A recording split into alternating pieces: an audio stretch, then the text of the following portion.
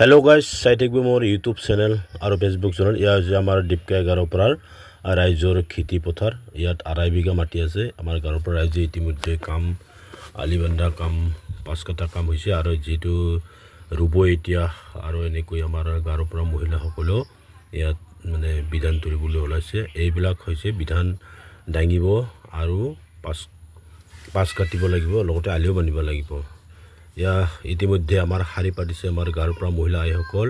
আমাৰ যেটো 65 ঘৰ, এই 65 ঘৰৰ মহিলা সবে আহিছে আৰু এনেদৰে সকলোৱে শাৰী পাতি এই 2.5 বিঘা মাটিৰ কুঠিয়াখন উঠাবলৈ আৰম্ভ কৰিছে।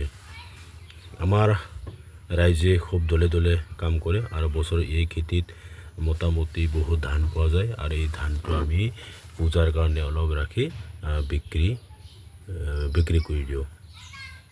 যিকি নহওক বন্ধুসকল, ভাল লাগিলে লাইক শ্বেয়াৰ কৰি দিব আৰু গাঁৱৰ পৰা ৰাইজ আৰু মহিলাসকলৰ বাবে এটা ছাবস্ক্ৰাইব মাৰি দিব, শ্বেয়াৰ কৰি দিব।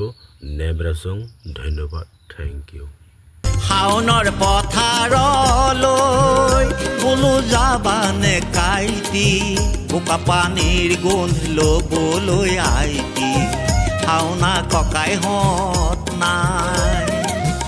আজি পথাৰলৈ যোৱাই যে কোনো নাই, আজি পথাৰলৈ যোৱাই যে কোনো নাই, যন্ত্ৰই ল'লে ঠাই, মোৰ পিতাই ঐ যন্ত্ৰই ল'লে ঠাই।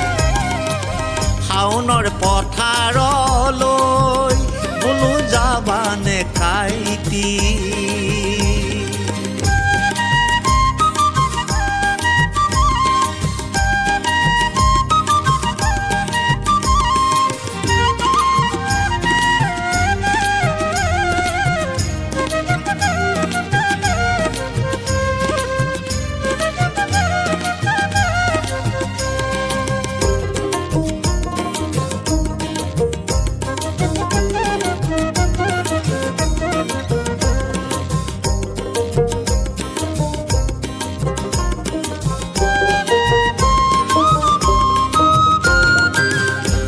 মোৰ পিতাই গুটিকৈ কাঠেৰে নাঙলটি সজালো, ভলুকা বাঁহেৰে মই খনি বনালো,